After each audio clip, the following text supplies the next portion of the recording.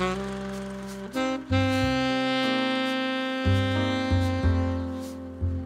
Silver Screen Project.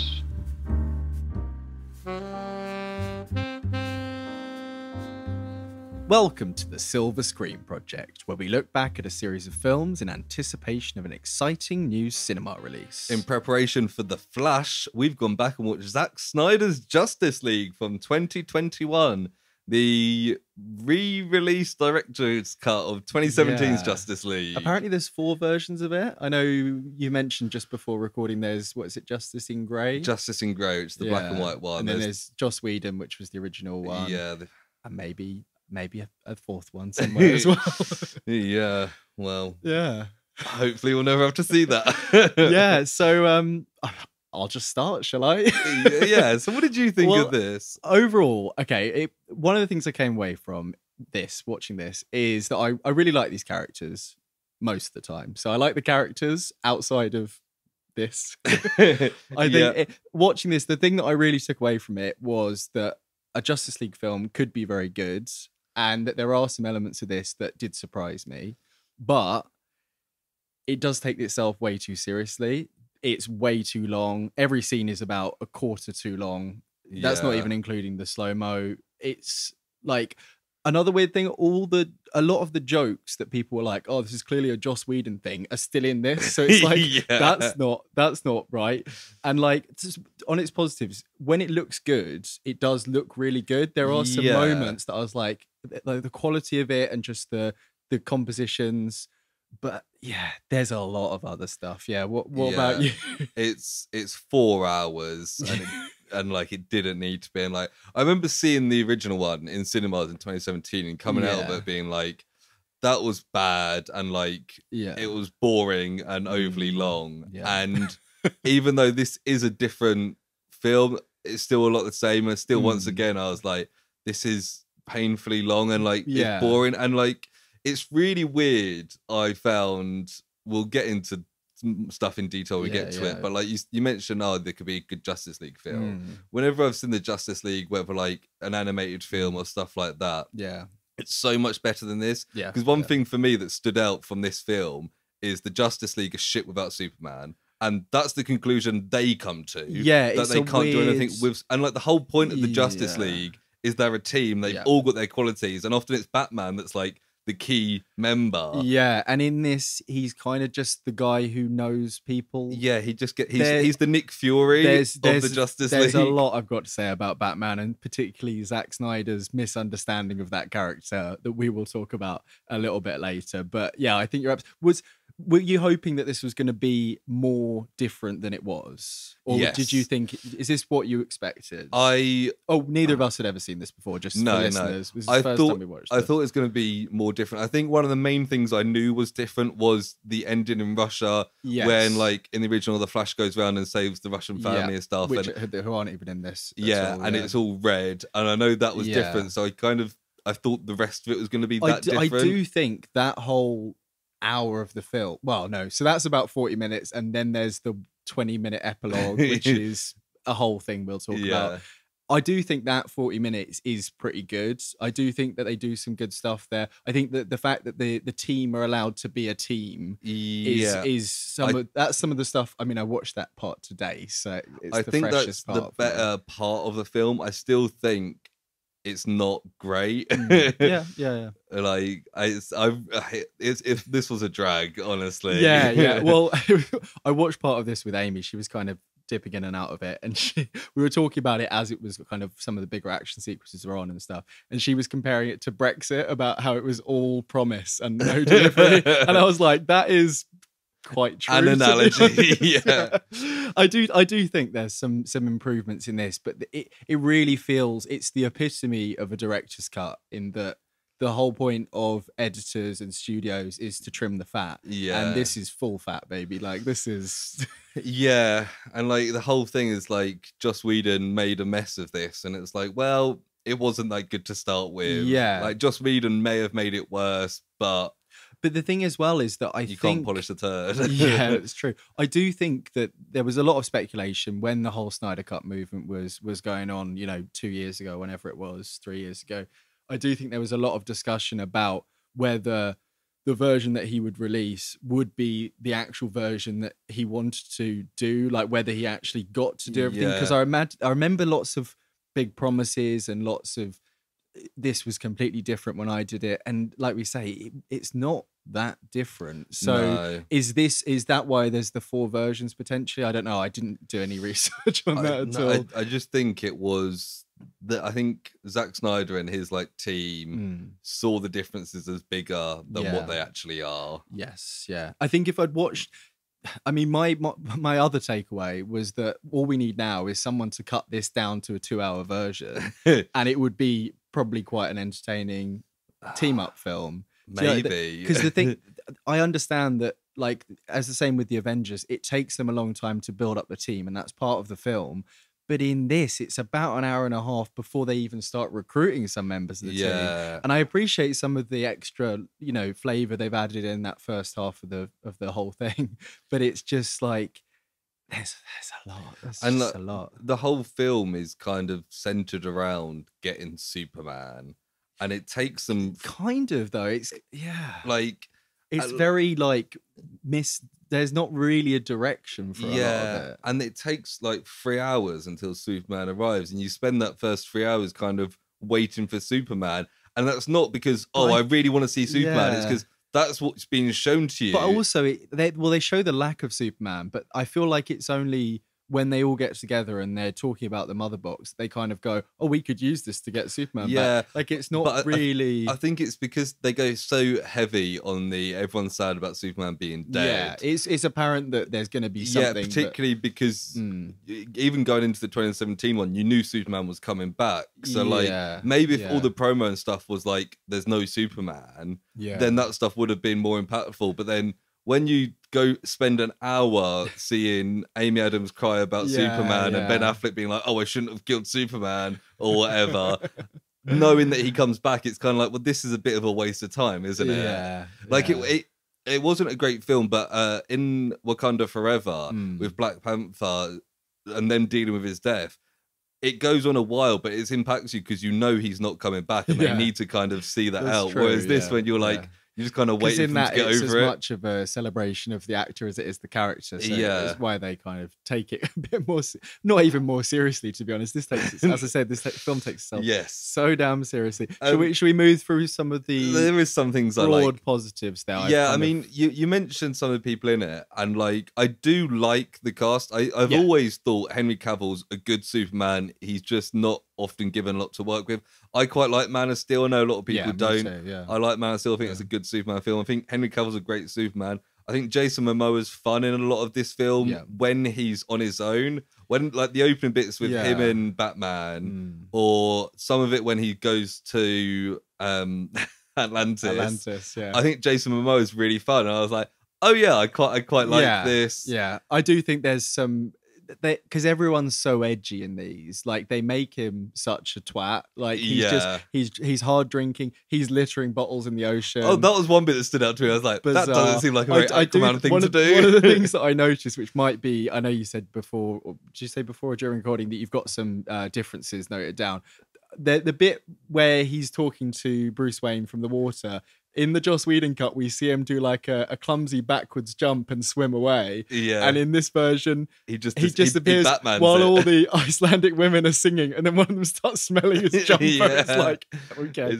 It's bizarre. But yeah, the cast is quite good. The cast is good, yeah. I think all the extra little people, like we see, I don't know if Willem Dafoe was in the original cut much. No, he's wasted in this, but it's because he's going to be in... And J.K. Simmons, we see in this. Simmons. And I was going to say J. Jonah Jameson.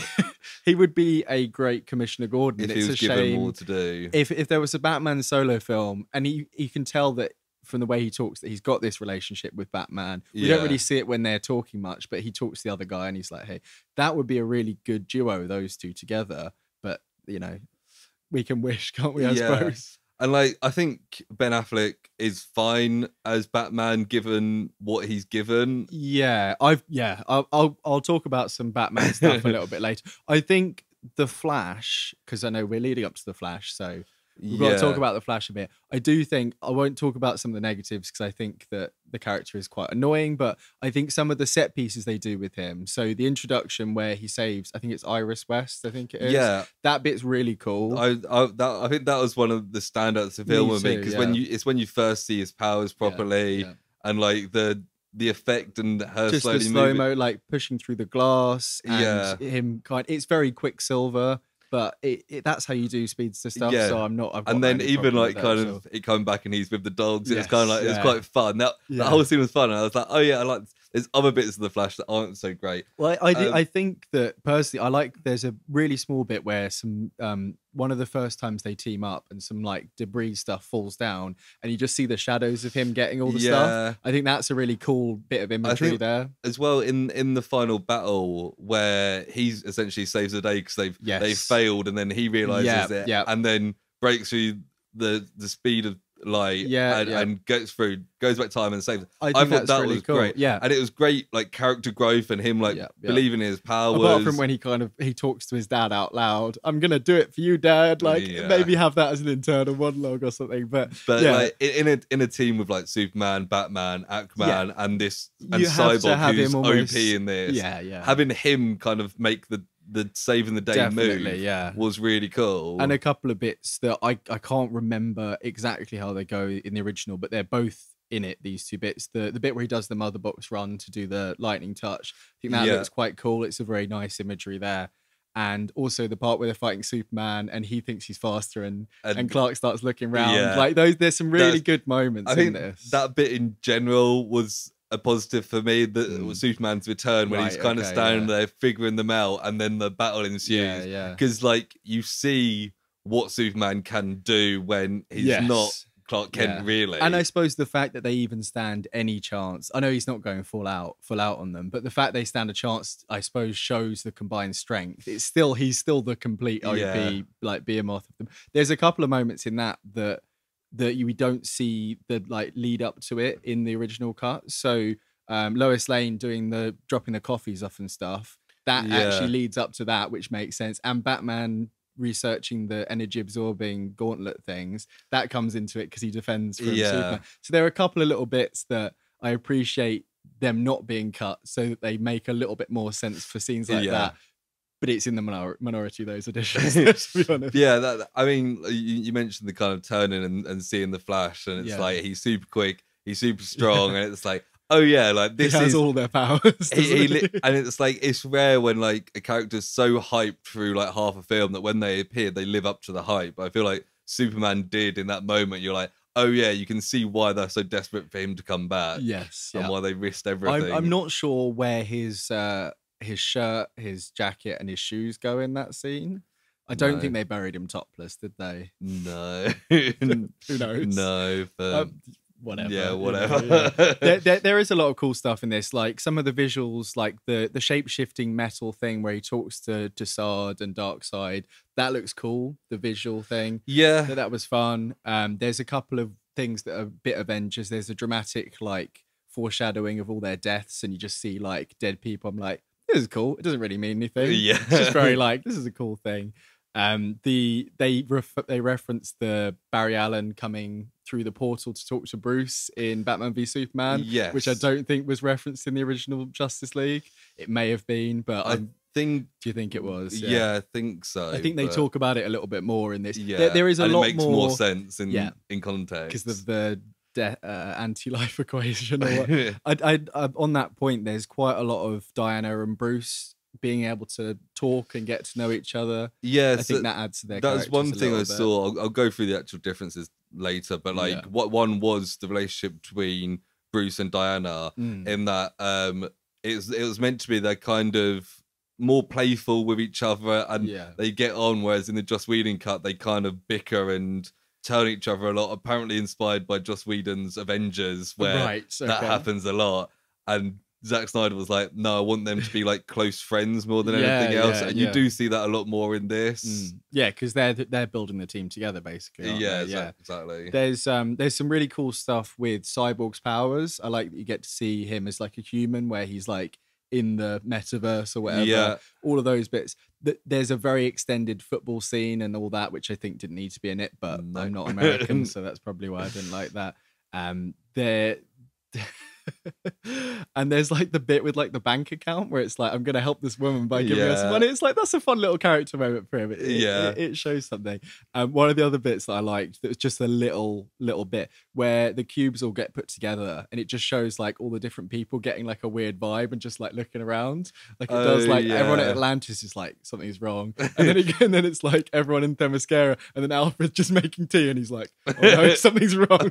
Like it's just fun little like inclusions to tie it all together, which makes it feel and a like little things more like connected. that are just like 20-second shots. Yeah, those are the kind of things that are fine. Yes, like yeah. I've got a couple of, I wouldn't say negative, they're just kind of funny things I've noticed. One, Cyborg's dad is a dick. Like he's such a dick. I do think that it's like, I know that there's a reason why he decided to immolate himself with a laser show, but that's fucking stupid. It's stupid. He could have stepped out that room. Yep. It was a remote.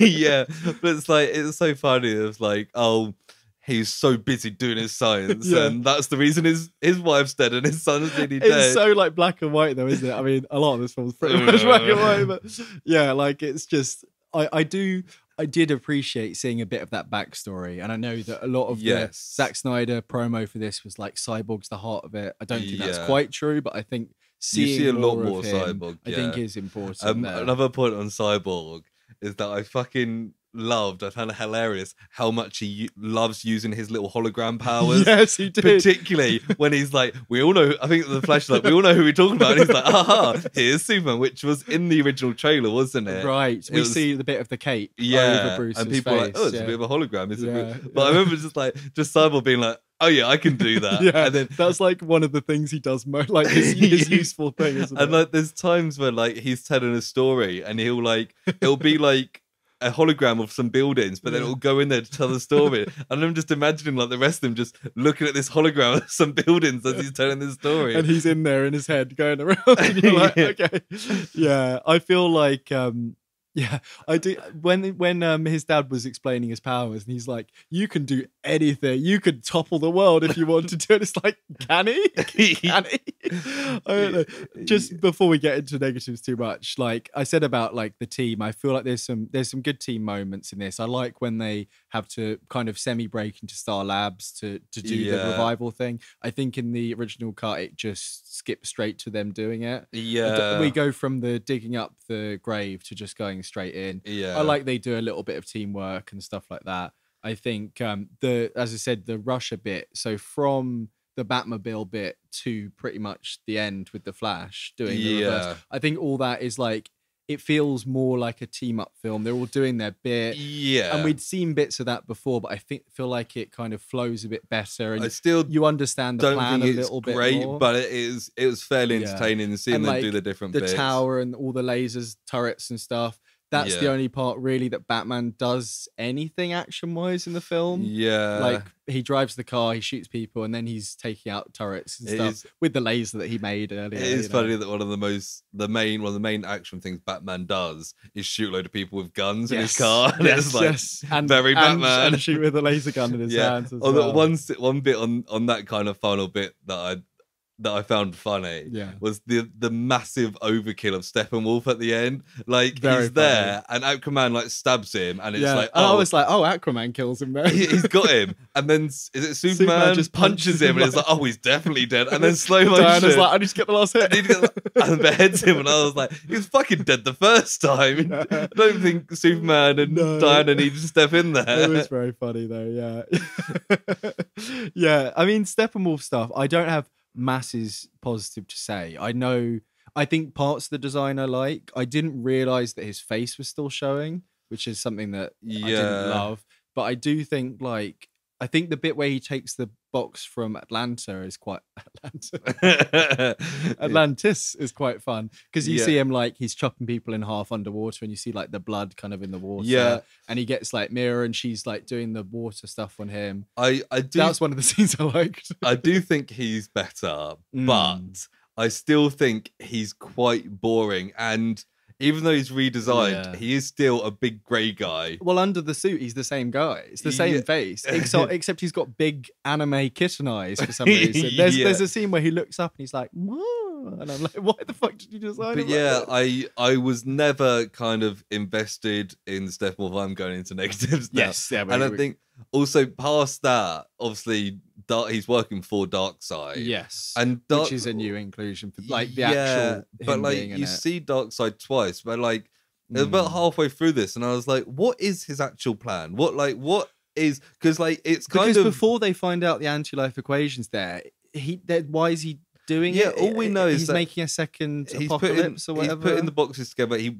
might I think might he's be terraforming the planet. Yeah, but, that's like, what it's going to do. It's not that clear, and you just kind of No. like, I don't really understand what he's doing or why he's doing this stuff. Like the whole focus is we need to stop Darkseid, and it's like, yeah, but you don't even know what he's doing. Like, stop him from what? Yeah. Well, like, that's another thing you can compare with the Avengers movie because they've not just one cube, but there's 3 cubes in this, and it's the same open a gateway to bring people through. Speak to the bad guy on the phone. Hello, bad guy. I'm doing a good job, aren't I? It's like the relationships with the main bad guy of the film and the main bad guy of the series are very similar. Yeah. But with Loki and Thanos, or Thanos' minion he's talking to, it's much clearer what's going on. And, and the fact that Loki's more like charming almost, and charismatic, like slightly more simple. You know, there's a humanity to him. I hate the voice for Steppenwolf.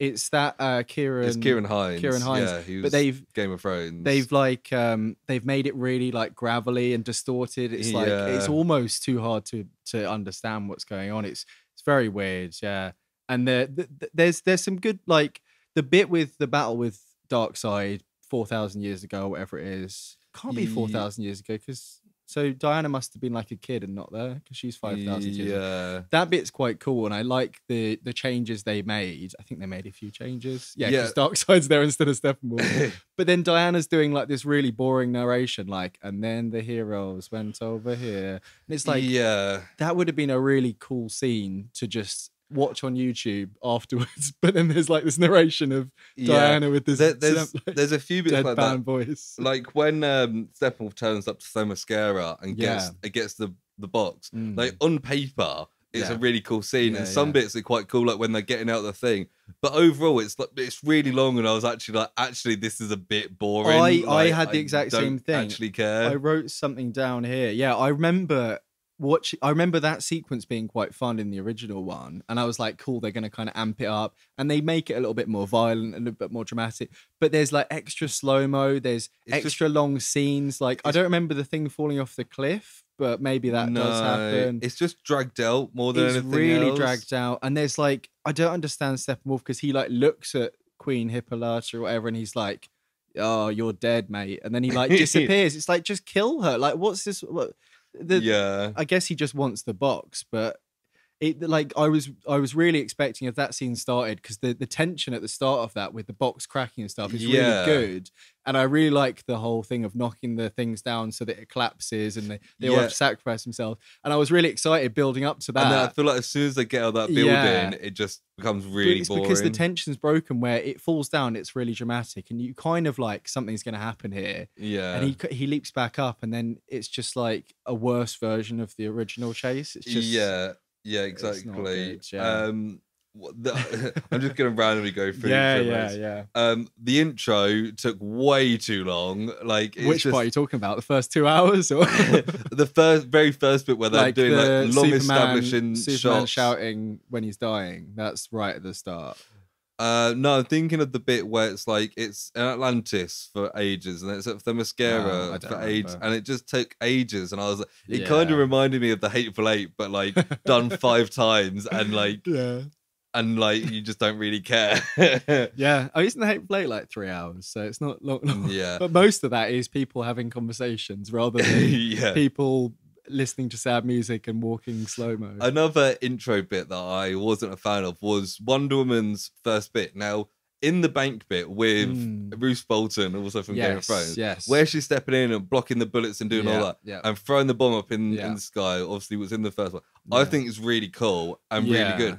I think that seems ruined by the fact that you see her just before being like, oh no, there's something going on. I think you see her in the original as well, standing up on that thing. Yeah, but I was thinking like if you just see this like guy going to a bank and stuff's going down, and then out of nowhere Wonder Woman appears and does stuff, it'd be so much cooler. It's also really funny that the main difference I noticed from that is when she's fighting people, she's obviously killing them in this because she smashes a guy against the wall, and the blood stain is there for the rest of the scene, and she absolutely destroys Bruce Bolton with the gauntlet smash and just blows up half of that building. And then she talks to the kids. That one kid's like, how can I be like you? And she's like, you just have to try to be good or something. They've just seen you murder a person. That's not a royal... And bullshit, you're Amazonian. Yeah, you cannot be... What is it? Can I be like you someday? You can be anything you want to be. It's like he knows that Zack Snyder knows that he makes gloomy films, and he's trying to put a little bit of positivity in there. It doesn't work. I wrote down a couple of quotes from Wonder Woman that I was just like, this is hilarious, like unintentionally. Yeah. There's one bit where I think they're fighting Steppenwolf. It might be the last bit. Do they fight Steppenwolf twice? The first time they fight Steppenwolf in the grey room, they fight him. Yeah, is that the one that gets flooded? The one that gets flooded, where it's like, oh no, there's an issue with some water. I hope Aquaman turns up. I'm here, and he can't even stop the water. There's the bit where like they're all fighting, and it's like Wonder Woman and Steppenwolf face to face, and he goes, "This one will be mine," and she turns and go, I belong to no one. And it's like, no, nobody's saying you belong to anyone, Diana. He's just saying he's going to fight you. And like, there's no previous of people being like, oh, she belongs to me. I was just like... Not even in her solo film, not even in BBS. I was like, wait, what's that line come It just kind of makes it seem like she doesn't understand things. Yeah. And it's like, I know she's old, but she should be the cleverest out of everyone, or at least the most knowledgeable. Yeah, but it's not always portrayed that. I feel like Gal Gadot is very charming, generally speaking. I think she's more likable in the original cut than in this. I think the human Diana moments, like we said with Bruce, are quite nice. I don't think she's a great actress, but I think she's quite good as Wonder Woman. I think she's okay. I think sometimes there's a bit of a general misunderstanding. People seem to think that the way she delivers lines is because of her accent, but I think the way she delivers her lines is because she's not very good at acting generally. And people give her a bit of a free pass because she's not... Well, I mean, she is a native English speaker, but she's not got an American or British accent, so people can't quite... But some of the deliveries, it's just like, come on, let's have another go, please. Like, I hate to pick apart someone's kind of... I do think some of that is directed as well. There's one bit in particular where they first kind of have their post-team up chat, and they're standing around, and like that scene is just awful. Like genuinely, like I've seen comparisons to that in the Avengers film when they're first getting together, which is like everyone kind of being their own thing, and it just seems to be a bunch of people that have no interest in each other, just saying lines that have no relevance to the line that came before or the one after, until they kind of get to the end of the conversation where they want to. And I'm like, what the fuck was that conversation? This wasn't a conversation. It was a bunch of actors reading lines around a box. Yeah. The other Wonder Woman quote that made me really laugh was like when the big ship arrives and they're going to fly off to Russia, she goes, okay, let's get dressed. And Cyborg turns and goes, I'm always dressed. There are some awful one-liners in this. What is that? Yeah.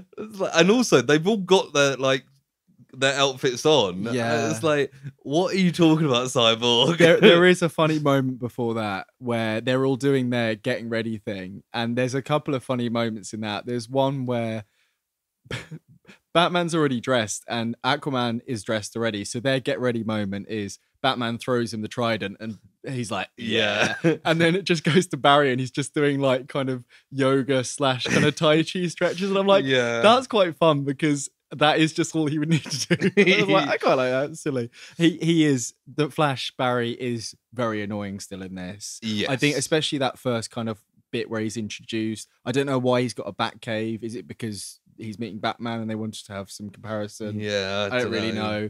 We were saying about some of the jokes at the start, like the I'm rich thing. that feels like it. Yeah. And actually, I'm gonna that feels like it was written by fans as like what would be a really cool thing. Well, it's what I was thinking of earlier. That so first of all, I don't think there's enough Batman in this. I think one of the things that I did like about the original one is that introduction with Batman where we see him out on patrol and he figures out something is going on. I didn't love all the way it was done, but I think seeing Batman in the first 2 hours of the film would have been good, because just seeing Bruce Wayne riding around isn't the best, really, when we've only seen him in one film as part of that film. I feel like we need more Batman, but Batman is bad at fighting for most of this until he learns how to shoot a laser gun and get laser absorbing gauntlets. And just that I'm rich joke, I know it's a joke from everybody within world and outside of the world, but it just shows that Zack Snyder just doesn't understand Batman. Like, he thinks he's something else. Like the fact he's rich, the fact he's got gadgets, none of that is like he's fundamentally just like the best at everything and the most clever person, but he's not either of those things in this at all. No, it's the thing. What makes Christopher Nolan's Batman so good? Like that I'm talking the character itself. Not the film. That character isn't like this great fighter because he's rich and has gadgets. No, exactly. He's great because, like, firstly, he trains himself and he's super fit. He's a really good fighter. He's really smart. He figures stuff out. And like he goes like toe to toe until like he gets knocked down and keeps getting up to fight these super overpowered people. And you don't get any of that with this Batman. No, like that first bit where he fights the parademons, he's like on the floor, he's dropping his grapple hook, and it's like then later on he's fighting them okay just because he can absorb some lasers and has a gun. Like there's no arc for him. He's just useless at the start and then he's somewhat capable at the end. It's like the only reason to justify Batman being along this team of superpowered people is he's got more than just gadgets and money. Exactly, because in this, it's just that he knows everybody. He knows of everyone's existence, and he already met Diana, and she's good at persuading people. I think pretty much in the whole 4 hours, I think the only time he figures something out that none of the others can is when he thinks of why Cyborg's dad died, was making the thing really hot so they could then find it. Okay, it's the only time when you're like, oh yeah, Batman's smart. The rest of it is just like anyone could do this. It's like, why does he have that big Nightcrawler walker mecha thing? It's just so it's like, here's a cool big thing Batman can have. Like, there's no reason why that should be there. All it is, I guess, do they get all the hostages in it? No, they're on the roof. It's a thing that Zack Snyder thought would look cool. Like, it would have just have like a flying thing come down and get them. Like, there's so many things where I think a key thing on Batman is a key difference between this and the Nolan Batman, the Patterson Batman, even like the different 90s Batmans all had, that this Batman didn't, is that there's a clear difference between Batman and Bruce Wayne, whereas in this, they're the same person. Like particularly the Nolan ones where Christian Bale's like this kind of swami rich guy, he's a bit of a womanizer, and then he turns into Batman. Well, I think part of the problem is he's just the same guy in and out of costume. There's no public persona, so whenever we see him, he's always his true self because which is a bit. I also think that they're so lax with super identities in this that it's just like the bit with Arthur in the village and with Aquaman, he's just like, hey Batman, I'm Batman. And it's like these people might be Icelandic or whatever, but they know the word Batman. Like everyone in that village knows you're Batman. He's meeting new people. Hi, I'm Bruce Wayne. Like, I know there's a lot at stake, but like this film now ends and probably like everybody knows who's Batman now. Well, they do because we've seen the future and everyone knows who's Bruce Wayne. Fucking everybody knows. It's ridiculous. God, I've got plenty of other bits. Why was Martian Manhunter in this? That was weird and random. Why was he pretending to be Martha Clark? What's she called? Kent. I mean, he was that general from Man of Steel. But why did he like he's like, I really like at the end, he's like, I really need to help you guys and I'm going to be part of the team. Why didn't you show up? Where were you before? Because they didn't have the budget to do it. And they didn't, a lot of the stuff that's the new stuff. So the whole epilogue pretty much, or at least that nightmare sequence, which is Yeah. a nightmare in more ways than one. A lot of that, plus the Martian Manhunter stuff, it all feels like Zack Snyder got his second chance, but he knew that was going to be his last chance. So he went, what are all the things that I wish I'd put in? And he added in as much, because that nightmare sequence, I've got notes on that, but like, it's a whole load of nonsense. It goes on for fucking ages. I thought it was going to be really short. It's the longest like post-credit in inverted commas sequence ever.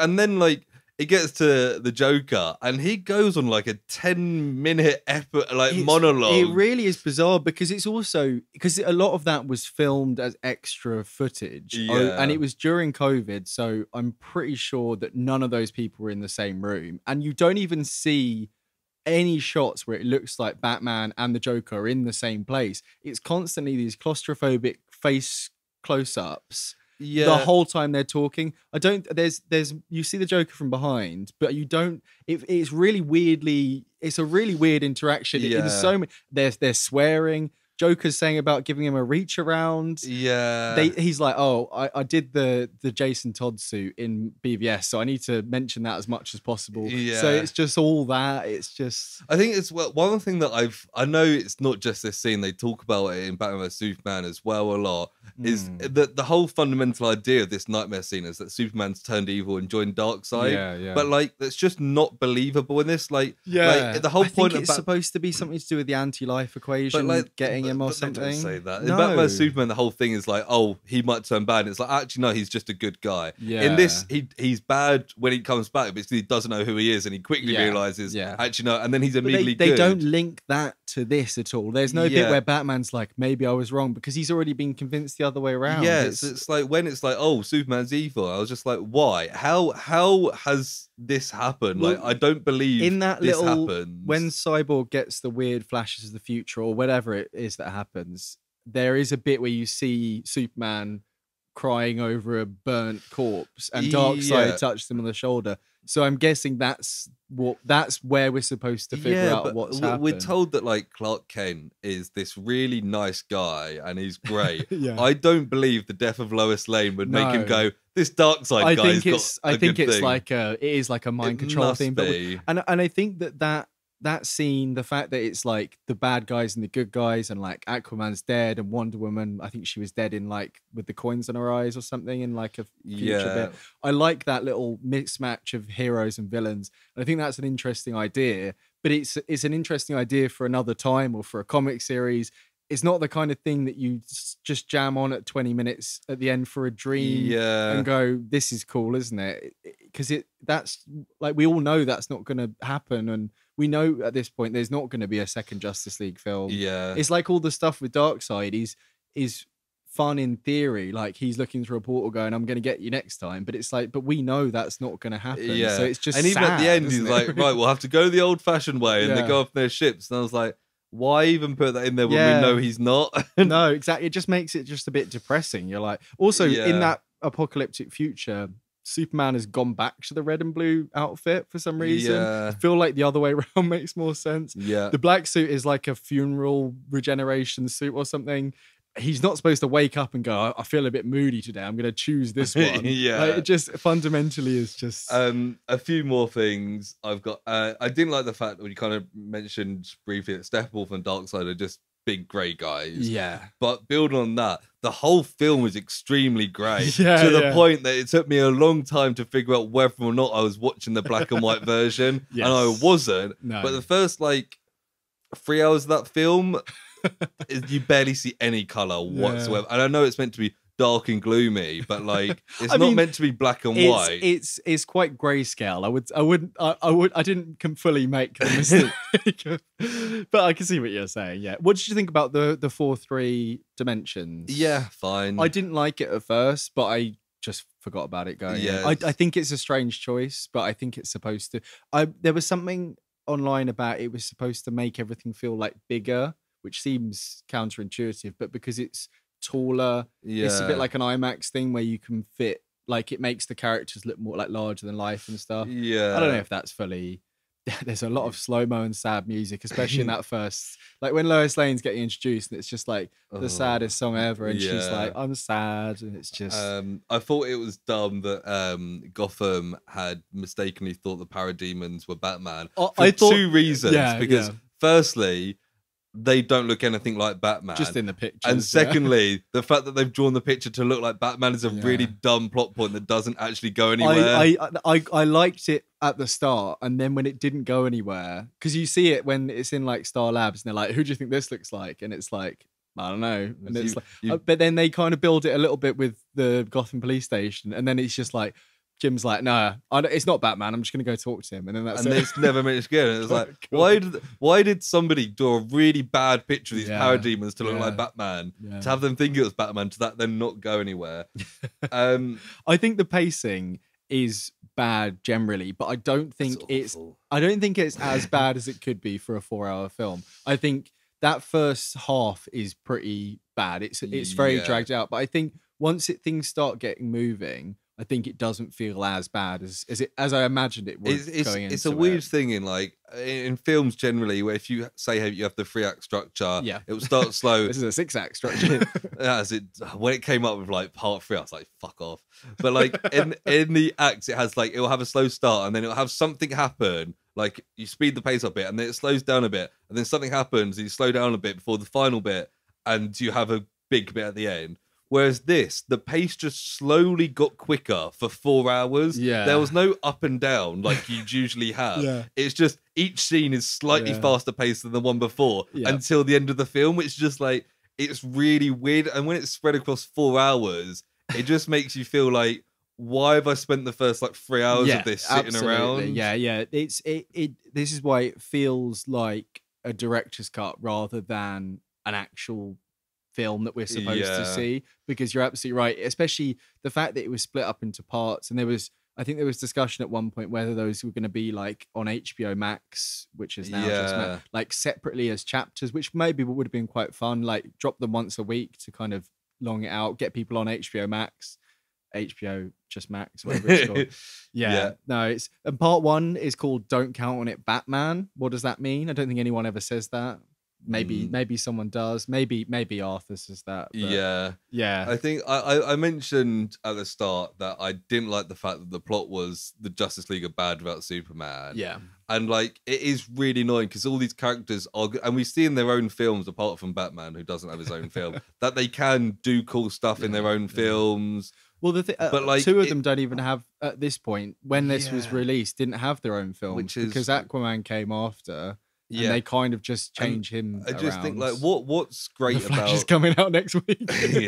What's great about like Avengers is that like each one of those people is essential to the team. Even like Hawkeye at times is essential to that team. Yeah. Whereas in this, the only essential person is Superman. So they spend half the film being like, we're missing Superman from this team, and it's like you're fucking Aquaman, Wonder Woman, Batman, and the Flash, like, and Cyborg.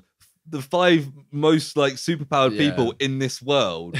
How can you be shit without Superman? Like, and that's the thing, they don't stand. Although I said they have good bits in their action sequences.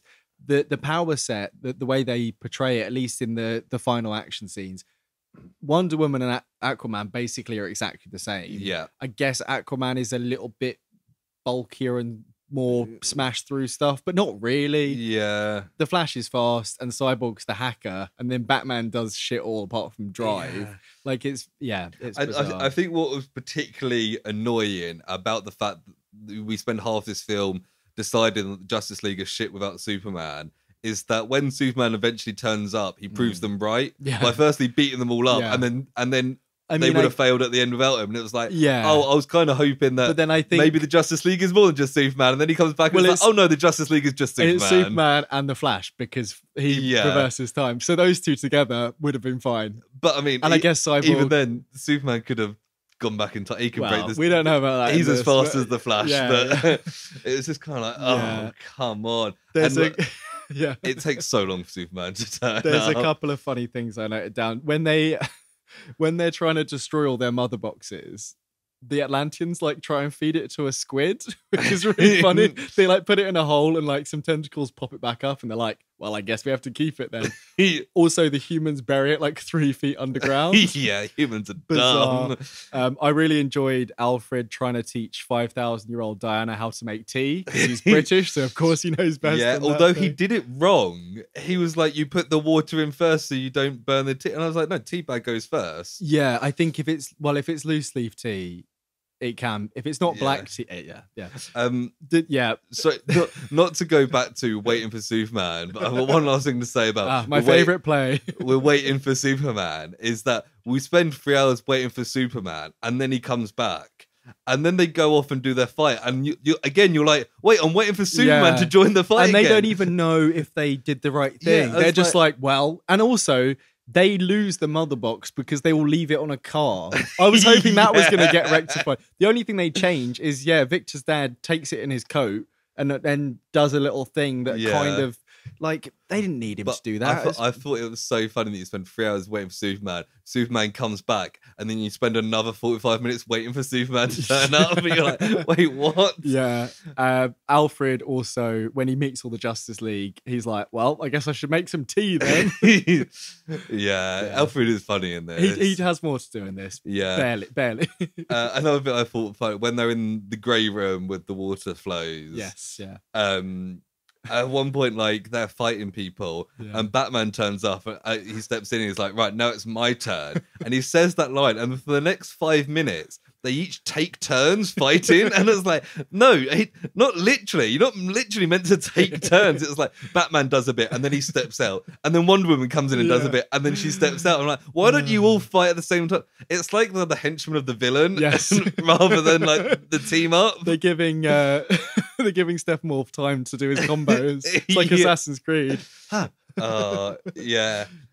I don't have much else to say. The only other thing that I wrote down at the end of the film, that this is probably the most needlessly made film of all time. Yeah, wasn't it like it was like 20 more million or something they spent on this. Because like you get films that are bad, right? And they're bad films, you're like, okay, they're bad.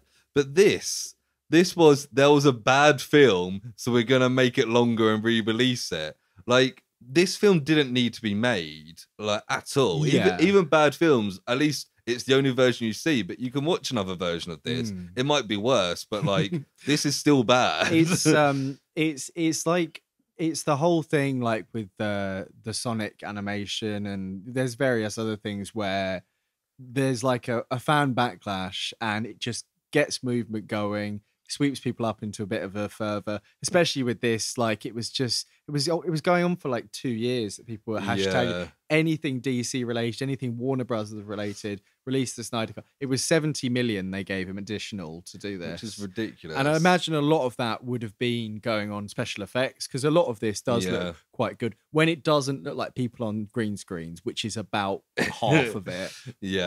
A lot of the effects do look good. I think the CG characters mostly look bad, but they're not.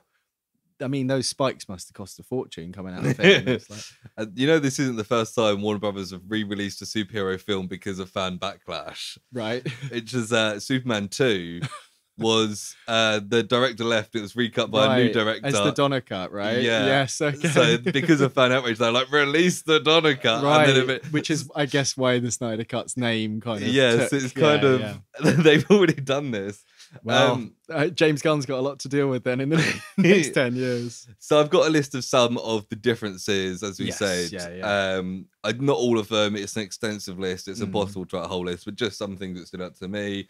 One is the Flash car saving scene. We mentioned his first bit where he saves the woman in the crash. A good addition. I think that was great. Willem Dafoe isn't in the original cut at all. I thought so. Okay, cool. I think he's underused in this, and it's kind of like that was one of my notes. He's criminally underused. It could have been anyone. It's only because he's in Aquaman. He's the guy who teaches him how to do stuff. So I guess they were doing the MCU thing of like he's in the next one, but he's mostly just standing there going, "Oh my god." There's more Aquaman and Cyborg backstory, which I thought was good, if not too long. Like particularly, like I can see why that would have been cut for a shorter release. Flash, the whole bit where he's going faster than the speed of light was added in. I think that was good because that was one of the better parts of the film, was him doing that.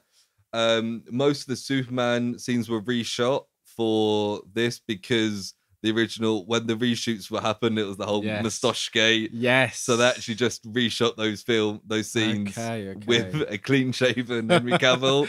Oh, that was so funny when the that whole happened. thing was doomed, wasn't it? From the start. The black suit Superman was added as well because I think it's a nice visual and I think it works. I'm not sure if it makes sense in why is the suit black? We don't really know. I think but he should have had the black suit when he fights them. Maybe they should have put the black suit on him under his normal, you know what I mean? Yeah. Have that as like, I'm the moody revived Superman, and then he intentionally puts on his hopeful colors to go save the day. Yeah, it's a bit murky there. I mentioned that the Batman, Joss Whedon's reshoots made him more obsessive and pessimistic, whereas in this cut he's more optimistic and more playful with the others. And I was like, I think it's probably better. But who's that?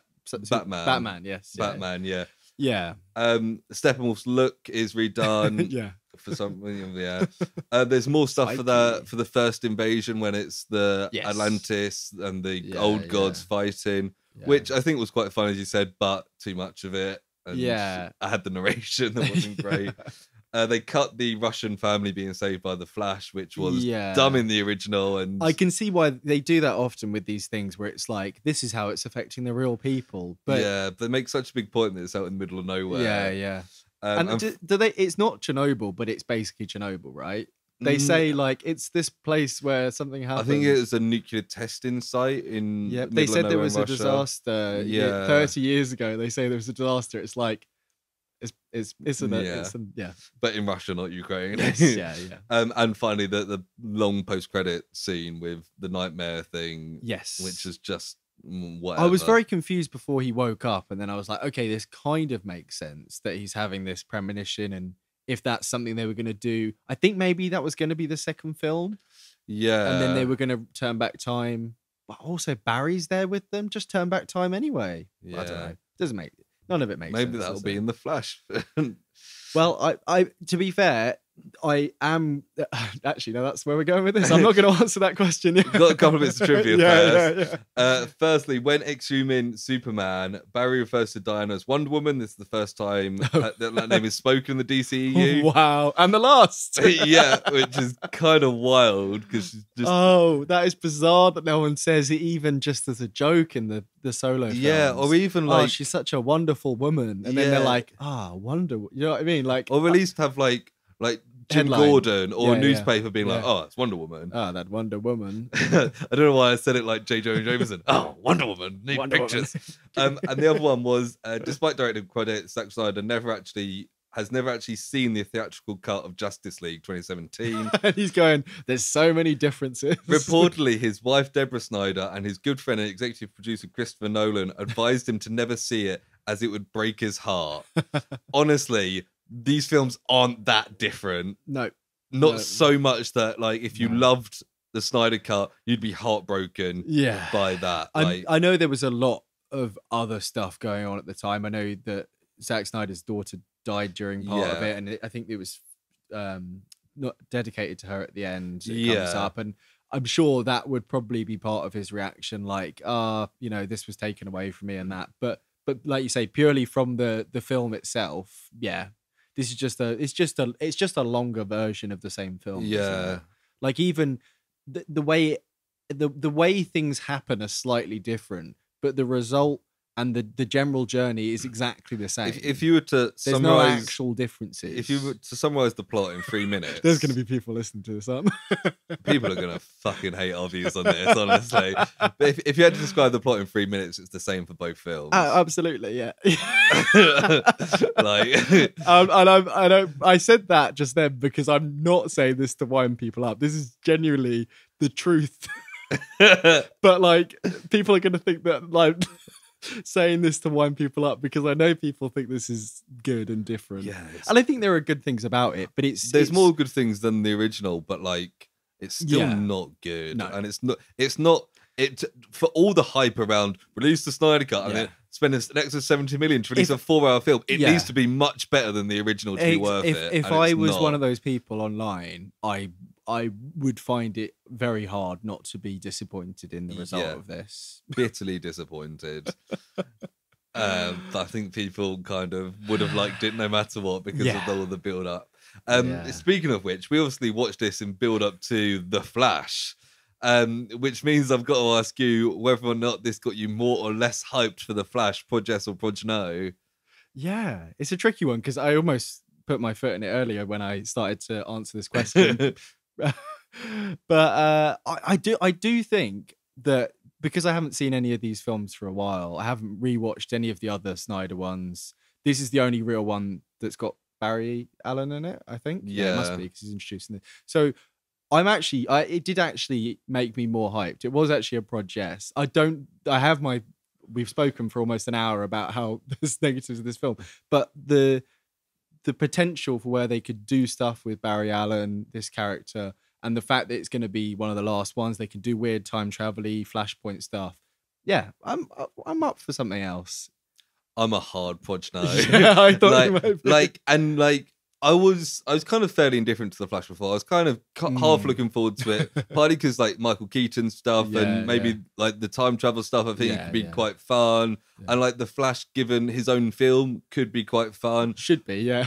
But having watched this, I was like, oh fuck! Like, but you have to bear in mind it's not Zack Snyder doing. No, but it's same universe, it's same Andy characters, and I think he's consulted with Snyder. Honestly, watching this took all of the hype I had for The Flash away. See, like I said at the start, like I like these characters and I don't like them in this, but that kind of reinvigorated me actually. No, for me it was so deflating watching this, and it really made me think that like I don't want to watch another DC film until they burn this all down and start again. Like even if I like Henry Cavill's Superman, and I think Ben Affleck can be a good Batman. And I think Ezra Miller could be a good Flash. Like, Ezra Miller's a weird person and should probably not be a big film star because they're a bit at least for a messed bit. up. Yeah. But like, I can see what they're trying to do, and it could be fun. I don't really quite pull it off in this. But after watching this, I was just like, no, I'm kind of done with this. Like, I don't want to watch anymore. Yeah, I know we're still gonna go see The Flash. Yeah, I think it comes out tomorrow as of time of recording. Okay. I don't think we'll see it straight away, but yeah. Maybe over the weekend. Maybe over the weekend. But yeah, no, I can see what you're saying. I really do. But I think, I don't know, something about this, like me kind of looking at it with the rose tinted glasses and picking out those bits and being like, there was some fun stuff. It's like, I will never watch this film ever again. I'll say that.